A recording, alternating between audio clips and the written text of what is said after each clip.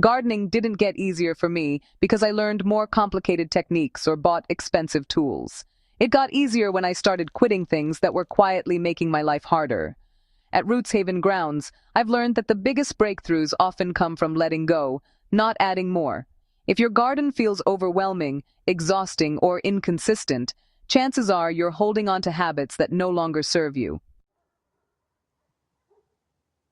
These are the 15 things I intentionally quit to make gardening simpler, more productive, and far more enjoyable. Whether you're just starting out or you've been growing food for years, these shifts can save you time, energy, and frustration, while giving you better results. 1. I quit digging the soil every season. For years, I believed that turning the soil was mandatory. Every season started with sore arms and compacted regret. Once I stopped digging and switched to gentle surface amendments, everything changed. Soil structure improved, earthworms returned, and plants rooted deeper with less effort from me. Letting soil life do the work was one of the biggest stress reducers in my garden. 2. I quit fighting weeds aggressively. Pulling weeds endlessly felt like a never-ending battle. I quit seeing weeds as enemies and started seeing them as signals. Bare soil was the real problem. Once I focused on mulching heavily and keeping the soil covered, weeds naturally declined. Less pulling, less bending, and a much calmer gardening rhythm followed. 3. I quit watering on a schedule. Watering by the clock caused more harm than good. Plants don't read schedules. Soil does. I quit daily watering and learned to check moisture where roots actually grow. Deep, less frequent watering encouraged stronger roots and drought resilience. The result was healthier plants and less time spent holding a hose.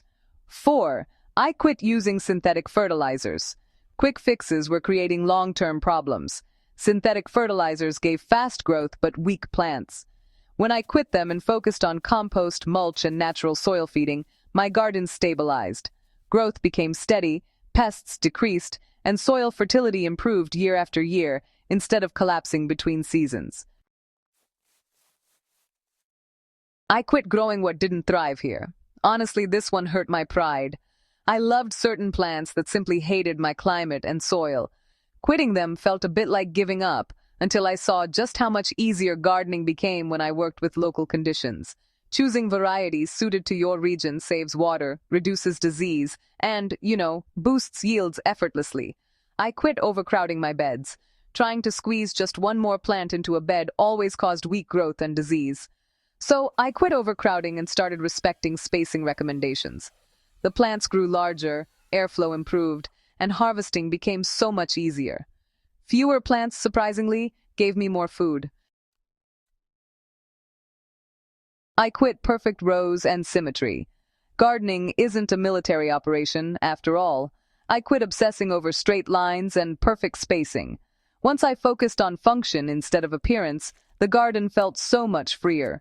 Mixed plantings shaded the soil better, confused pests, and really allowed me to adapt as the season changed. I quit planting everything at once. Planting everything in one weekend sounded efficient, but it just led to overwhelm during harvest and failure during weather swings. So I quit mass planting and embraced succession planting. Smaller, staggered plantings gave me consistent harvests and, honestly, less pressure when something failed. I quit ignoring the soil surface. Bare soil was my silent enemy. Once I quit leaving soil exposed and committed to constant mulch, leaves, straw, grass clippings, the garden started regulating itself. Moisture stayed longer, soil stayed cooler, and beneficial organisms thrived without my intervention. I quit reacting instead of observing. Every problem used to trigger panic. Yellow leaf? Spray something? Holes? Kill something. I quit reacting and started observing. Many issues corrected themselves once I understood the cause. Observation saved money, protected beneficial insects, and made me a better gardener overall. I quit growing out of season. Forcing crops at the wrong time meant constant work and poor results. Once I quit fighting seasonal cycles and planted at the right time, success became almost automatic. Nature wants to help. You just have to align with it. I quit using too many tools. More tools didn't make gardening easier, they made it cluttered. I quit relying on gadgets and focused on a few quality essentials. Fewer tools meant faster setup, less maintenance, and more intuitive work in the garden. I quit trying to eliminate all pests.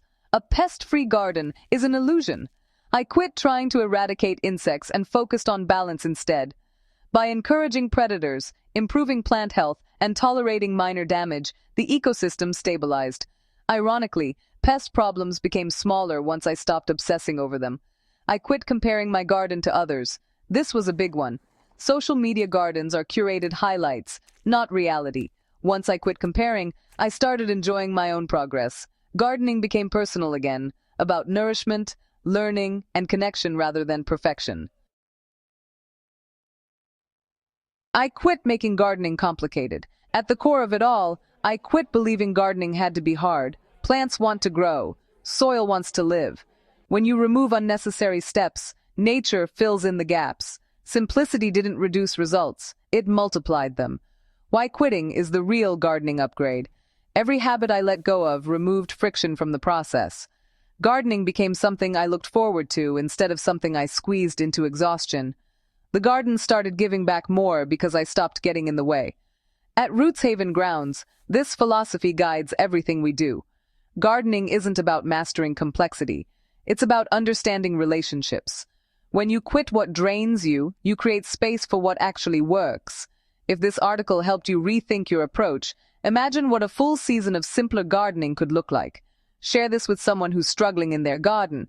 And don't forget to subscribe to Rootshaven Grounds on YouTube for more practical, real-world gardening wisdom. Together, let's grow smarter, not harder. Rootshaven Grounds.